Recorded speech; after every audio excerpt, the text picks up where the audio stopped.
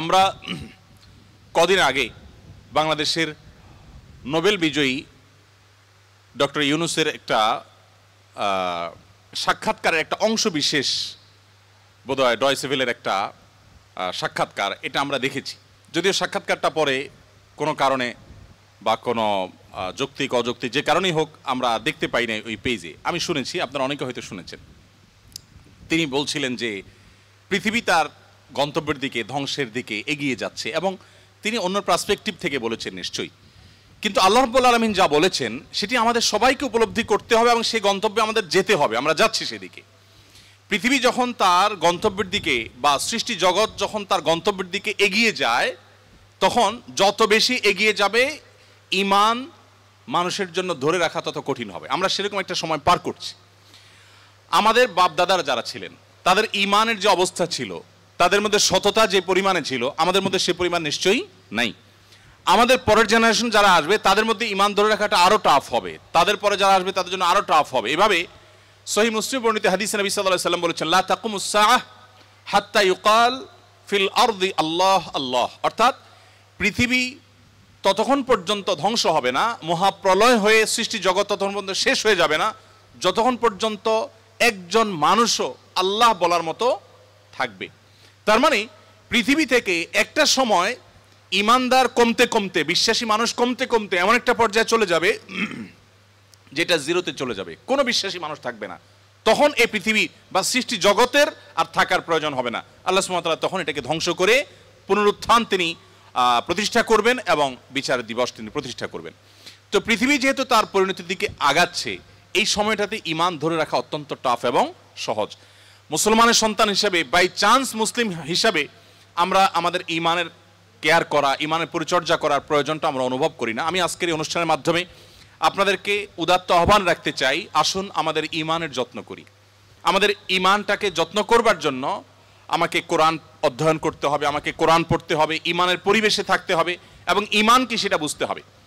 আপনারা আলহামদুলিল্লাহ, যেটি আমি বলছিলাম, আপনারা সবাই বাংলাদেশের ভবিষ্যৎ, আপনারা সবাই এই পৃথিবীর ভবিষ্যৎ। আপনাদের প্রত্যেকের মধ্যে যে সম্ভাবনা লুকিয়ে আছে, সেই জায়গা থেকে আপনারা যদি চেষ্টা করেন ইসলামটাকে জেনে বুঝে অনুসরণ করার মানার, তাহলে সেক্ষেত্রে আমি দৃঢ়ভাবে বিশ্বাস করি যে আপনি ইসলামটাকে এনজয় করবেন।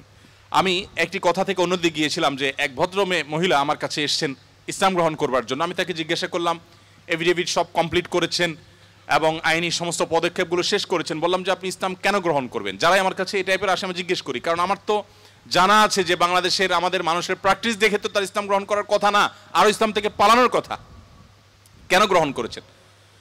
তো তিনি বললেন, ইসলাম সম্পর্কে আমি বই পড়েছি, এই বই আমাকে প্রভাবিত করেছে। আবার কোনো কোনো ব্যক্তিকে আমি দেখেছি, তাদের ব্যক্তিত্ব দেখে, নিশ্চয়ই সেরকম ব্যক্তিত্ব খুবই কম, দেখে আমি প্রভাবিত হয়েছি। গোটা পৃথিবীতে আপনারা বিশেষ করে পশ্চিমা দুনিয়ার খবর রাখবেন নিশ্চয়ই, সেখানে প্রতিদিন ইসলামে আসা মানুষের সংখ্যা বেড়ে চলেছে এবং পুরুষদের চাইতে মেয়েদের মধ্যে ইসলাম গ্রহণের সংখ্যা অনেক বেশি, প্রবণতা অনেক বেশি। কেন? যেখানে নারী অধিকার নিয়ে এত কথা বলা হয়, নারীদের অধিকার দেওয়ার জন্য এত আয়োজন নেওয়া হয়, এত উদ্যোগ নেওয়া হয়, সেই সমাজে কেন, সেই সমাজের নারীরা কেন ইসলামে আসছে এবং সেখানকার মুসলমানরা কেন ইসলামে আসছে, এই বিষয়টা নিয়ে আমি একটু স্টাডি করার চেষ্টা করলাম। আমার কাছে দুটি জিনিস পরিষ্কার হয়েছে। নাম্বার এক, তারা কোরআন পড়ে। যারাই ইসলামের পথে এসেছে তাদের বেশিরভাগ মানুষ কোরআন পড়ে ইসলামে এসেছেন। এবং ওমর রাদিয়াল্লাহু তাআলার কথা আপনারা জানেন, গোটা পৃথিবীর ইতিহাসের প্রবাদতুল্য শাসকদের একজন, ন্যায় বিচার প্রতিষ্ঠার ক্ষেত্রে দৃষ্টান্ত স্থাপন করা মানুষদের একজন, সে ওমর রাদিয়াল্লাহু তাআলা আনহু। তার ইসলাম গ্রহণের ইতিহাসও আপনারা জানেন। তিনি কিন্তু নবী সাল্লাল্লাহু আলাইহি সাল্লামকে হত্যা করার দায়িত্বে নিয়োজিত হয়ে সে দায়িত্ব পালন করার জন্য যাচ্ছিলেন। প্রতিমধ্যে তিনি তার বোন বগ্নিপতির কণ্ঠের তেলাওয়াত শুনেছেন। এই ঘটনা বিভিন্নভাবে বর্ণিত হয়েছে, আপনারা জানেন। সেই তেলাওয়াত তাকে এতটা প্রভাবিত করেছে যে তিনি হত্যার পরিবর্তে বরং মুহাম্মদ সাল্লাল্লাহু আলাইহি সাল্লামের কাছে হাত দিয়ে তার হাতে ইসলাম গ্রহণ করেছেন। তার মানে কোরআন সামান্য একটু শোনার পর তার ভিতরে এরকম প্রভাব পড়েছে। আপনাদেরকে আরেকটা গল্প শোনাতে চাই। তোফাইল ইবনে আমর আদ-দুসি একজন বড় মাপের কবি ছিলেন ইয়েমেনের।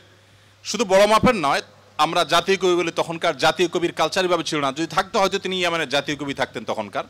তোফাইল ইবনে আমর আদ-দুসি